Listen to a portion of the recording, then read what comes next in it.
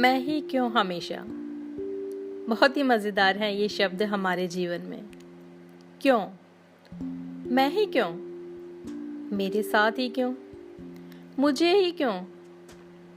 जानते हैं इसके पीछे छिपे सवाल तथा उनके जवाब।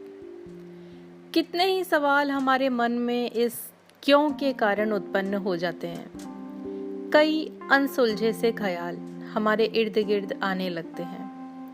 मेरे साथ ही ऐसा क्यों होता है? वह मुझसे बात नहीं करता तो मैं क्यों करूं? वह तो सोशल मीडिया पर मेरी फोटो को लाइक नहीं करता तो मैं उसकी फोटो को लाइक क्यों करूं? वे तो कभी हमारे घर पर नहीं आए तो हर बार मैं ही उनसे मिलने के लिए क्यों जाऊं? ऐसे बहुत सारे सवाल इस मैं क्यों के कारण हमारे मन मस्तिष्क में उभरते रहते हैं। अब इस क्यों के साथ में मैं जुड़ जाने से ही उसमें अहम की भावना आ जाती है। व्यवहार में अहंकार दिखने लगता है। जानते हैं इस क्यों के पीछे के कुछ सवाल जवाब। बच्चों की दृष्टि से देखें तो उन्हें यह लगता है कि हर काम उनसे ही करवाया जाता है, चाहे घर का है या बाहर का। अगर मल्टी स्टोरी बिल्डिंग है तो ऊपर या नीचे से कुछ सामान लाने का कहते ही बच्चा हमेशा ये सोचता है कि मैं ही क्यों जाऊं हमेशा। अगर बच्चे की लंबाई कम है तो उसे प्रेयर में सबसे पीछे खड़ा कर दिया जाता है या सबसे आगे खड़ा कर दिया जाता है। अब आगे खड़े होने वाले बच्चे को हमेशा सतर्क रहना पड़ता है, कॉन्शियस रहना पड़ता है, सीधे खड़े रहना पड़ता है। पूरी प्रेयर तेज आवाज में बोलनी पड़ती है। सभी टीचर्स की उसे नजर में रहना होता है। इन सब के कारण वे सोचते हैं कि हमेशा मैं ही आगे क्यों खड़ा हूं, और पीछे खड़े होने वाले को लगता है कि वे ही हमेशा पीछे क्यों खड़े रहें। ठीक इसी तरह से होता है स्कूल में, कॉलेज में, कि टीचर या जो प्रिंसिपल हैं उनसे अपनी कोई बात रखने के लिए एक बच्चे को लीडर बना दिया जाता है। अब उस लीडर बनाए गए बच्चे को लगता है कि डांट पड़ जाती है, हमेशा मैं ही क्यों जाऊं। घर में काम करने वाली लेडीज को लगता है कि हर काम वे ही करती हैं, हर जिम्मेदारी उन पर होती है। अब तब आता है उनके ख्याल में भी क्यों, मैं ही झाड़ू क्यों लगाऊं, मैं ही हमेशा बर्तन क्यों धोऊं, मैं ही हमेशा क्यों खाना बनाऊं, बच्चों के लिए देर तक मैं ही क्यों जागूं, सुबह जल्दी मैं ही क्यों उठूं, मैं ही क्यों हर चीज का त्याग करूं। ऐसे कई अनगिनत क्यों पल पल आते हैं हमारे ख्याल में। कार्यस्थल पर काम अगर हमें ज्यादा दे दिया जाता है तो भी मन में आता है, मुझे ही क्यों हर काम करने को कहा जाता है। लेट आते हैं तो ये लगता है मुझे ही क्यों टोकते हैं हर बार, दूसरे टीचर्स भी तो लेट आते हैं। किसी टीचर के नहीं आने पर अगर क्लास में उनका अरेंजमेंट लगा दिया गया तो उनके ख्याल में आता है मेरा ही अरेंजमेंट क्यों लगाते हैं हमेशा। काम अगर ठीक से नहीं होता है तो हमेशा ये सुनना पड़ता है आपने ही अच्छे से नहीं किया। अब फिर ये आता है कि हर बार मुझे ही कहते हैं कि मैंने अच्छे से नहीं किया। फिर से बहुत सारे क्यों। अब इस क्यों के पीछे के जितने भी सवाल हमारे मन में आते हैं, जानते हैं उनके जवाब। बच्चों को घर के या बाहर के काम के लिए भेजने के पीछे होती है उन्हें आत्मनिर्भर बनाने की भावना। कभी कभी घर के किसी सदस्य के शारीरिक रूप से अस्वस्थ होने की दशा में बच्चों से काम करवाने के पीछे होती है उनमें सहयोग करने की भावना का विकास करने की मंशा। घर में महिलाओं से अपेक्षा होती है सभी काम करने की, तो उसके पीछे होती है उनमें जिम्मेदारी की भावना का अधिक होना, पाक कला में उनका निपुण होना, परिवार के सदस्यों को जोड़े रखने का उनमें गुण होना। नींद, खाना या और कुछ भी, बच्चों के लिए इन सब का त्याग सिर्फ एक माँ ही कर सकती है और कोई नहीं।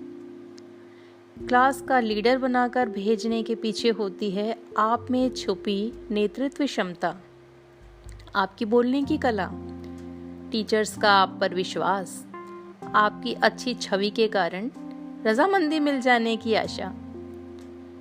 प्रार्थना में या कक्षा में आगे या पीछे खड़ा रखने या बिठाने के पीछे होता है विद्यालय संचालन की सुव्यवस्था को बनाए रखने का भाव, बच्चों में अनुशासन लाने का, समानता लाने का भाव।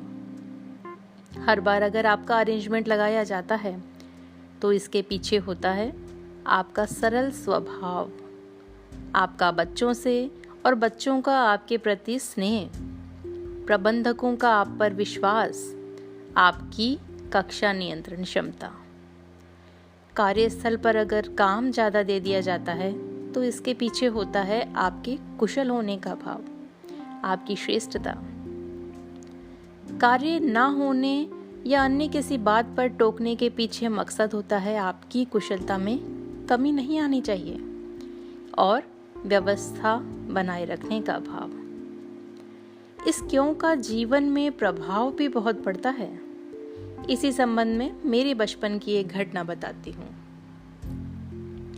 तब मैं 4th या 5th क्लास में पढ़ती थी। उस स्कूल में जब तक मैं पढ़ी, क्लास की मैं मॉनिटर हुआ करती थी। किसी भी विषय की बात हो, पाठ पढ़ने के लिए मुझसे ही कहा जाता था। एक बार साइंस टीचर ने मुझसे कहा लेसन पढ़ने के लिए। लेसन थोड़ा बड़ा था। पढ़ते पढ़ते बीच में 1-2 बार टीचर ने समझाया भी, तब तक मैं खड़ी रही। अब फिर मेरे पास में जो बैठी थी उस सहपाठी ने मुझे कहा बैठने के लिए और खुद पढ़ने की इच्छा जताई। अब उसे पढ़ने का मौका मिले ऐसी मेरी इच्छा भी थी, और पर बिना टीचर के कहे मैं बैठ कैसे जाऊं, ऐसा ख्याल भी मन में। इसी कशमकश में मैंने आगे पढ़ने से मना किया तो टीचर ने फिर से मुझसे कहा इतना सही तो रहा है, पढ़ो। मैंने फिर से असमर्थता दिखाई तो वे थोड़ा सा नाराज हुई और मुझे बिठाया और मेरे पास वाली से कहा पढ़ो तुम। मेरे मन में तब क्यों उत्पन्न हुआ, जब मुझे लगा कि सहपाठियों को लगता है कि मैं ही सबकी चहेती हूँ, मेरे कारण उन लोगों को किसी काम में आगे नहीं लाते हैं टीचर्स। और फिर से क्यों आया मेरे मन में तब, जबकि मैंने तो ये सोचा था कि दूसरों को मौका मिले। इसलिए मैंने कहा, पर उसमें भी नाराजगी मुझ पर क्यों जाहिर हुई। मुझे ही क्यों पढ़ने को कहते हैं सब हमेशा। इतना बड़ा पाठ मुझ अकेले से ही क्यों पढ़वाया। टीचर्स को भी सोचना चाहिए। फिर से वही सारे क्यों मेरे दिमाग में भी आए।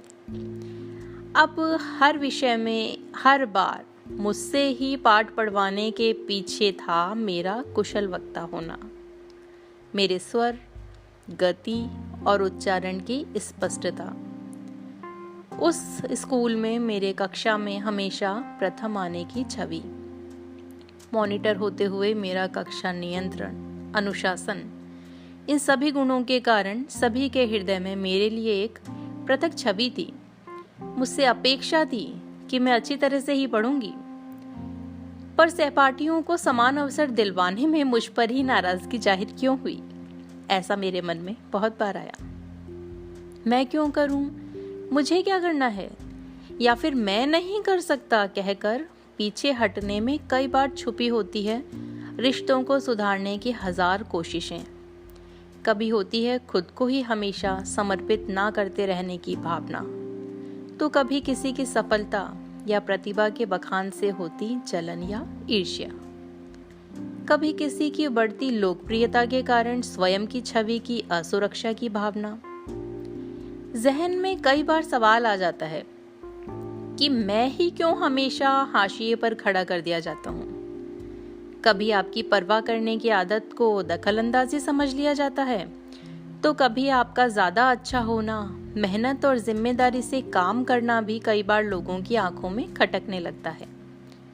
मन में समर्पित होकर काम करने के बाद भी नकारात्मक टिप्पणियों को सुनकर मन कह ही उठता है, आखिर मैं ही क्यों हमेशा। समझ समझ का फेर है, इसलिए कभी आपकी सोच को दूसरा नहीं समझ पाता है और आप स्वयं भी नहीं समझ पाते कि ऐसा क्या हो गया, क्यों हुआ, मैं ही हमेशा गलत क्यों समझा गया? मैं ही क्यों? इससे कभी झुंझलाहट का भाव आता है तो कभी स्वयं पर अभिमान का भाव। जीवन में इस क्यों में फंसने की बजाय इससे बाहर निकलने की बहुत आवश्यकता है। मैं ही क्यों? आप इसलिए क्योंकि आप में क्षमता है, आप में आत्मविश्वास है, साहस है, कुशलता है। अब अगर इस मैं क्यों के साथ नहीं जोड़ दें तो इसमें क्यों नहीं से बहुत से सवालों के जवाब खुद ही सुलझ जाएंगे और आप में स्वाभिमान के साथ लगन पूर्वक काम करने की इच्छा जागृत होगी। दूसरों के नकारात्मक विचारों, उनकी सोच और व्यवहार से आहत होकर या उनके प्रभाव में आकर आप अपने व्यक्तित्व से दूर हो जाते हैं। नकारात्मक विचारधारा वाले, आपका फायदा उठाने वाले लोग हर जगह पर हैं। नकारात्मक विचारों को स्वयं पर हावी होने देंगे तो प्रभावशाली व्यक्तित्व को कभी नहीं अपना सकेंगे। नकारात्मक सोच वाले लोगों से दूर रहें। अपनी सोच को मैं क्यों से मैं क्यों नहीं तक लाइए। सकारात्मक सोच रखिए। सोचिए, मैं क्यों नहीं कर सकती? मैं क्यों नहीं कर सकता? मैं बिल्कुल कर सकता हूँ। मैं इसलिए करता हूँ क्योंकि मुझ में काबिलियत है। मैं क्यों नहीं कर सकता या सकती की इस सोच के साथ उत्पन्न होता है आत्मविश्वास। सोचें कि लोग आपको याद क्यों रखें। इसका जवाब इस तरह से दें कि आपकी शख्सियत प्रभावशाली है, आप श्रेष्ठ हैं, आपको भूल पाना आसान नहीं क्योंकि आपका व्यक्तित्व प्रेरणादायक है। इन सभी सिद्धांतों पर कार्य करके आप मैं ही क्यों से मैं क्यों नहीं पर शीघ्र आ पाएंगे। स्वयं के उत्थान के लिए, दोस्तों, रिश्तेदारों के साथ संबंधों को सुधारने के लिए, कार्यस्थल तथा समाज में अपना योगदान देने के लिए हमेशा मैं क्यों नहीं पर कार्य करें।